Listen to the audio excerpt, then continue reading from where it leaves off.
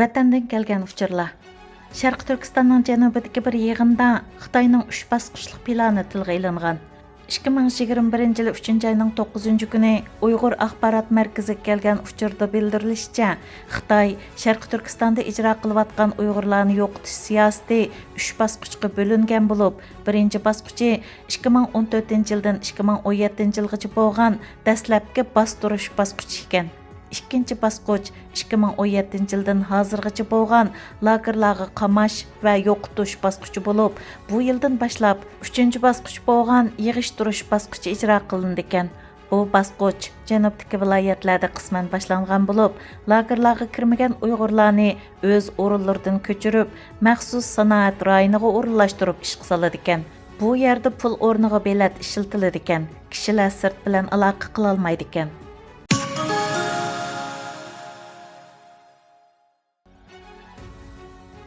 Cəvhər İlham Xitayning jinoyatlarini pash qildi. 9 mart İlham To'xta Əpəndining qizi Cəvhər İlham CNN'ning ziyoratini qabul qilib, Xitoy hukumatining kishilik huquq dafsanchilik aloqador turli sapsata va yolg'onchiliklarga raddiya bergan. Xabarda deyilishicha, Xitoy hukumati hozir qadar kuchli dalil isbotlarning maydonga chiqishi qarmasdan Tibet, Hong Kong, Ishki Mo'ng'ul va Sharqiy Turkistondagi kishilik huquq dafsanchiligini izchil turda rad qilib kelgan bo'lib, Uyghur kishilik huquq faoliyatchisi Cəvhər İlham o'zining kishilik huquq dafsanni qilinayotgan bir muhitda cho'ng bo'lganligini, necha qitim dadasi bilan birga nazarband qilinganligini, navri tuqqunning dadasining rasmini saqlaganligi sababli turmaga tashlanganligini tilga olish orqali Xitoyning jinoyatlarini ichib tashlagan. Irqiy qirg'inchilikqa oid yangi doklad. Amerikadagi CNN to'rining 9 mart Twitterda e'lon qilgan xabarda deyilishicha, Uyg'ur irqiy qirg'inchilikqa oid bir mustaqil dokladda Xitoy hukumatining Sharqiy Turkistonda elib berayotgan majburiy tug'ut cheklash, keng ko'lamda lagerga qamash, partiya a'zolarini majburiy Uyg'ur va boshqa asonliq millatlarning uyda turg'izish, Uyg'urlarning kimligini yo'qotish, Uyg'ur bolalarini uyisidan ayirib etish qatorliq kishilik huquq dafsanchiligini o'ttirib qo'ygan bo'lib, Xitoyning bu qilmishlari Birlashgan Davlatlar Tashkilotining irqiy qirg'inchilik ta'biriga butunlay mos keladi ekan. Xabarda yana Xitoy hukumatining terrorlikqa qarshi turish bahonasi bilan irqiy qirg'inchilik aloqador hamma faktlarni, shundaqla o'zining irqiy qirg'inchilik elib berayotganligini rad qilganligi tilga ilingan. Xitoy hukumati Uyg'urlarga qarata irqiy qirg'inchilik elib beryotdi. Al Jazeera to'rining 10 martdagi xabariga qaraganda, Amerika aqllar ambiri yaqinda doklad e'lon qilib, Xitoy hukumatini Sharqiy Turkistondagi Uyg'ur musulmonlarga elib borgan irqiy qirg'inchilik jinoyati bilan ayblagan. Dokladda Xitoy hukumatining Birlashgan Davlatlar Tashkilotining irqiy qirg'inchilik ahdnomasiga xiloflik qilganligi to'g'risida aniq va qoyil qilarli faktlarni o'ttirib qo'ygan bo'lib, Shi Jinping boshchiligidagi Xitoy Kommunistik partiyasining Sharqiy Turkistonda elib berayotgan turli kishilik huquq dafsanchiligi tafsiliy bayon qilingan. Bu doklad Xitoyning 1948 yildagi irqiy qirg'inchilikning oldini olish va jazolash ahdnomasidagi Uyg'urlarga tutgan muomalasini tunji mustaqil tahlil qilgan doklad bo'lib, doklad 30 dan ortiq mutaxassisning tadqiqotini o'z ichiga oladi ekan. Xitoyning besimi Turkiyadagi Uyg'urlarning panohlanishiga qiyinchilik tug'dirdi. Fransiya 24 xabarining 11 martdagi xabariga ko'ra, Turkiya hukumatining Xitoyning mablag' selishiga va Xitoy vaksinasiga tayinib qilishiga ergishib, Turkiyada yashayotgan Uyg'urlarning panohlanishi qiyinchilik uchirgan. Yaqinda Xitoyda imzolanib Turkiya parlamentida to'xtatib qo'yilgan jinoyatchilarni o'tkazib berish kelishimi sargardonlikdagi Uyg'urlarning hayotiga tahdid elib kelgan bo'lib, nurg'un Uyg'urlar Xitoyga qaytarilish andishasi bilan yashmoqda. Munosabatli kishilarning bildirishicha, Turkiya hukumatining Xitoy bilan bo'lgan yuqori qatamliq munosabati Turkiyadagi Uyg'urlarning panohlanishiga g'oyat zo'r besim elib keladi ekan. Mening kiyimim Uyg'ur ayollarining ziyonkashligi va majbur amgiki bilan bulg'anmasligi kerak. 7 mart kuni Forbes jurnalida mening huquq kiyimim Uyg'ur ayollarining ziyonkashligi va majbur amgiki bilan bulg'anmasligi kerak nomli maqola e'lon qilgan bo'lib, maqolada Xitoyning Sharqiy Turkiston rayonida ishlab chiqarilgan paxta, dunyodagi paxta mahsulotlarining 20%ni egallaydiganligi, Xitoydan kelgan paxta mahsulotlarining majbur emgak bilan chetishlik ekanligi o'ttirib qo'yilgan. Maqolada deyilishicha, nurg'un shirkatlar Xitoydagi majbur emgak bilan bo'lgan aloqasini uzgan bo'lsa-mu, majbur emgak bilan bog'lanishligi bor bo'lgan shirkatlar yana mavjud bo'lib, bizning kiyimlarimizning Xitoydagi Uyg'urlarning majbur emgakiga bog'lanish mumkinchiligi o'ttirib qo'yilgan. Amerika parlament a'zolari Uyg'ur musofirlarining ahvolini yaxshilash uchun qonun loyihasi izlayotdi. Reuters agentligining 5-martdagi xabariga qaraganda, Amerikadagi ikki partiyaning parlament a'zolari Uyg'ur musofirlarining iltimosini tezlatadigan qonun loyihasi tayyorlayotgan bo'lib, bu Xitoyda ziyonkashlikka uchragan ko'p sonli musulmon ko'chmanlarni qo'llashdagi tunji qitimli qonun chiqarish tirishchanligi bo'lib hisoblanadi ekan. Xabarda deyilishicha, Florida parlament a'zosi demokratchi Ted Davis bilan Cumhuriyetçiler Partiyasining a'zosi Mario Diaz-Balarat kelar hafta ichida Uyg'ur kishilik huquqini qo'g'lash qonunini o'ttirib qo'yishni nishon qilgan. Dünya Uyg'ur qurultiyi Xalqaro Olimpik komitetiga 2022-yilda Xitoyda o'tkaziladigan Olimpik tanarkat musobaqasini amaldan qoldirishni talab qildi. New-York pochtasi gazetining 8-martdagi xabariga ko'ra, Dünya Uyg'ur qurultiyi Xalqaro Olimpik komitetini o'tgan yili Xitoyning Uyg'ur musulmonlari va boshqa asonliq millatlarga qarta ilib borgan kishilik huquq dafsandichiligi sababidan 2022-yillik qishliq tanarkat musobaqasini Xitoydan yo'tkash uchun sungan arziga sal qarg'anligi bilan ayblagan. Xabarda deyilishicha, Dünya Uyg'ur qurultiyi raisi Dolqinaysa Xalqaro Olimpik komitetining siyosiy betaraflikning orqasiga yo'shirina olmaydiganligini, 2022-yillik Olimpik tanarkat musobaqasi boshlanishdan burun cho'qim harakat qo'llanish kerakligini o'ttirib qo'ygan. Uyg'ur ayollari Istanbulda Xitoydagi jazo lagerlariga qarshi namoyish qildi. Attiganlik xabarlar to'rining 8-martdagi xabariga qaraganda, Turkiyaning Istanbulda yashaydigan yuzlagan Uyg'ur ayollari Xalqaro ayollar bayrami kunida namoyish o'tkazib, Sharqiy Turkistondagi jazo lagerlarini taqashni talab qilgan. Qo'llarida Xitoy qarshi lozunglarni ko'targan namoyishchilar Xitoyning Istanbuldagi konsulxonasidan necha yuz metr yiroqlikda namoyish qilgan. Xabarda yana Turkiyadagi yaxshi partiyaning raisi Meral Akşener xonimning Kanada va Gollandiyaning izini besib, Turkiya parlamentidan Xitoyning Uyg'urlarga qarta elib borgan vahshiyligining irqiy qirg'inchilik bo'lganligini e'tirof qilishni talab qilganligi tilga ilingan.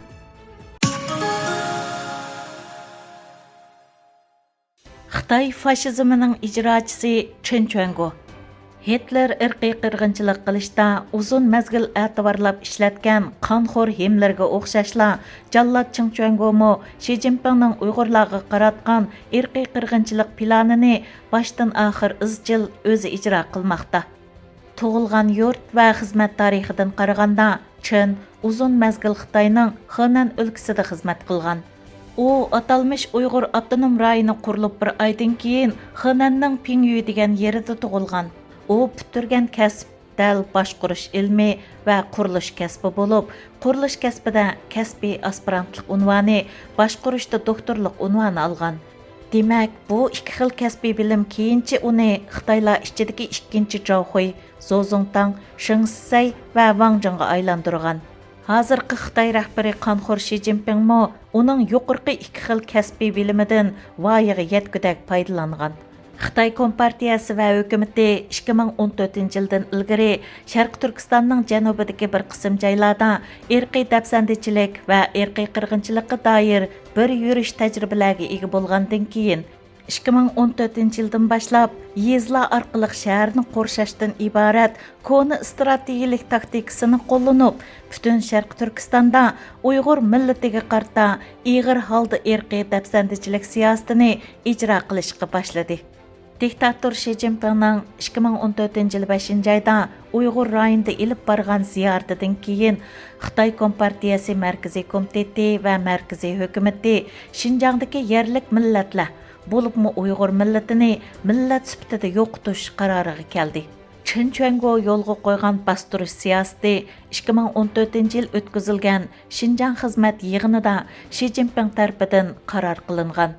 Xitoy Kompartiyasi va hukumati Xitoydagi barliq yerlik millatlarni yo'qotishdan iborat bo'lgan mudhish maxfiy planining asoslıq qismi bo'lgan butkul Uyg'ur millatini millat bo'yicha sistemalik yo'qotishni nishon qilgan qabiy planini amalga oshirish uchun 2017-yilga kelganda butun Sharqi Turkiston miqyosida vahshiyona vositalarni ishlatib, hozirgi zamonda misli ko'rilmagan faqat 2. Dünya urushi mezgilida sodir bo'lgan natsist Germaniyasi tarafidan yahudilarga qarta fashistlarcha yurgizgan irqiy qirg'inchilikidek insoniyatga qarshi mudhish, qabohatlik, qabiy va razil planini ijro qilishga boshladi.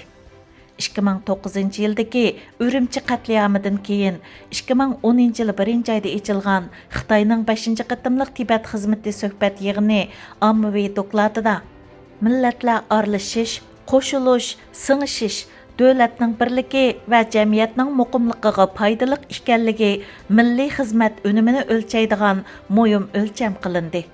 2010-yil 5-oyda Xitoyning Şinjan xizmati ommaviy dokladida har qaysi millatlarning ulug' vatanimizni e'tirof qilish, Junxo millatini e'tirof qilish, Xitoycha aloyidalikka ega sotsializm yo'lini e'tirof qilish qatorliqlar Junxo millatining singishib, birlashishi va davlat bexatarligini kafolatlantiradigan nazariyaviy qurol bo'lg'usi deb qayd qilingan. Bu yig'inmi Jallat Chingchuangoning tezlikda o'sishi va Shi Jinpingning e'tiborli odamiga aylanishini asos bilan ta'minlagan. Jallat Chingchuango 1955-yili noyabrda tug'ilgan. 1973-yil 12-oyda xizmatga qatnashgan va 1976-yil 2-oyda Xitoy Kompartiyasiga a'zo bo'lib kirgan. 1978-yildan 1981-yillargacha Jingzhou universitetining iqtisod fakultetida siyosiy iqtisod kasbida o'qigan. 1996-yildan 1998-yillargacha Henan o'lkasi Luhe shaharlik komitetining muavin katibi va shahar boshlig'i bo'lgan. 1995-yildan 1997-yilgacha Wuhan Avtomobil sanoati universiteti savdo boshqarish maktabida iqtisod kasbida o'qigan va iqtisod kasbida magistrlik unvoniga erishgan. 1998-yildan 2000-yillargacha Henan o'lkasining muavin o'lka boshlig'i bo'lgan. 2004-yildan 2009-yillargacha Henan o'lkalik partiya komitetining muavin sekretari bo'lgan.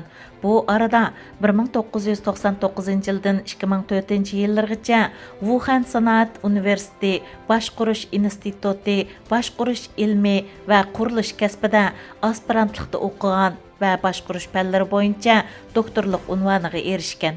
2009-yili Chen Birahla Xitoy poytaxti Beyjingning jon qo'rg'ini bo'lgan Xibey o'lkalik partiya komitetining muavin sekretari va muvaqqat o'lka boshliqligiga o'stirilgan. 2010-yili Xibey o'lkalik partiya komitetining muavin katibligini o'tagach rasmiy o'lka boshlig'iga aylangan. 2011-yildan 2016-yillargacha Shizang Avtonom rayonlik partiya komitetining bosh sekretari va Shizang Avtonom rayonining birinchi qo'l rahbarlik vazifasini o'tagan. 2016-yildan 2017-yilgacha atalmish Şinjan Uyg'ur Avtonom rayonlik partiya komitetining katibi, ya'ni birinchi qo'l va yakka sekretari, Şinjan ishlab chiqarish va qurilish Bingtuanning birinchi siyosiy komissari qilib tayinlangan. 2017-yilga kelganda u bir sakrabla Xitoyning Mərkىzi siyosiy bürosining a'zosiga aylangan.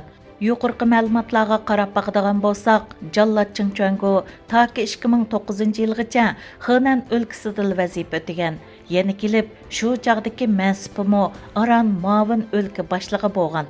Undaqda zodi kim uni 2009-yildagi Ürümçi qirg'inchiligidan keyin biraqli o'stirib, Xitoy poytaxtining birdan-bir jon qo'rg'ini deb atalgan Xibey o'lkasiga yo'tkab ketganini ozdab, uningga bu muhim o'lkani o'ngchi idora qilish huquqini berdi.